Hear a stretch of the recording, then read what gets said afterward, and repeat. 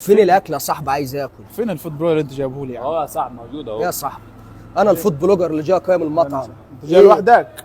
امال اجيب السبع بهارات معايا يا اخويا؟ ايوه جاي لوحدي، في ايه يعني؟ اقعد لما نشوف الدنيا يعني. يلا يا باشا نبدا الاعلان. ابدا يا فين باشا. طب الفلوس؟ هراضيك. انا عايز الفلوس دلوقتي. هراضيك لو بس ما عايزك ادتنيش تشكر الفلوس مش وتراضيك. هشتغل. عد هراضيك. بس عد لازم تعد عشان اسد. اقعد بس وانا هراضيك. طب اديني براحتك يا صاحبي اللي انت عايزه. اول حاجه ندوق البرجر.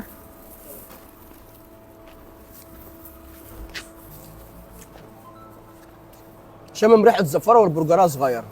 يا عم زفرت ايه يا عم؟ شامم ريحه زفاره. البرجرها زي الفل، مفيش اي ريحه زفاره. ده انا اللي زفر يا عم. الزفاره مش في البرجر، انا ما استحمتش قبل ما اجي، بقالي اسبوع ما استحمتش. البرجر ريحته اقسم بالله موت. ايه ده؟ انت هتطلع برفان. الجمال ده منين؟ بس برضه انا حاسس ان البرجرها صغيره. بص البرجرها صغيره. البرجرها صغيره. لا مش هكمل. صغيرة ايه يا عم شريف؟ مين قال ان البرجرها صغيره؟ ده 4 كيلو دي تكفي 10.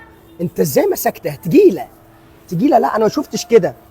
الطماطم بس الطماطم دي بايته. الطماطم دي فريش يا عم الطماطم دي شريف. اتزرعت أنا فين؟ مقلقان. انا عايز اعرف الطماطم دي اتزرعت فين؟ جايبينها من اوروبا. الطماطم دي ما فيش منها انا دقت الطماطم اللي في مصر كلها. الطماطم بص لونها احمر، طماطم حمراء. ايوه يا عم ايوه. لا انا ما شفتش كده. الخس بس الخس لونه متغير. لا انا مش هعمل اعلان ده. لا الخس تغير. لا متهيأ لك. الخس ده زرعته فين؟ هياكل. انا عايز اعرف سؤال بس. الخس ده مستورد منين؟ السفانة. ما دقتش حلاوه كده. دوق البطاطس دوق البطاطس بالبرجر. البطاطس عاديه زي اللي بتعملها امي في البيت. السؤال، البطاطس دي منين؟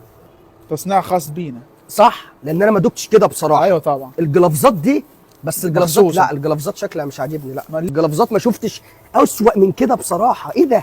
جلافزات شفافه. الله على الجلافزات. انا عايز اقول لك انا الجلافز عايزين ده، نقبل يا عم شريف.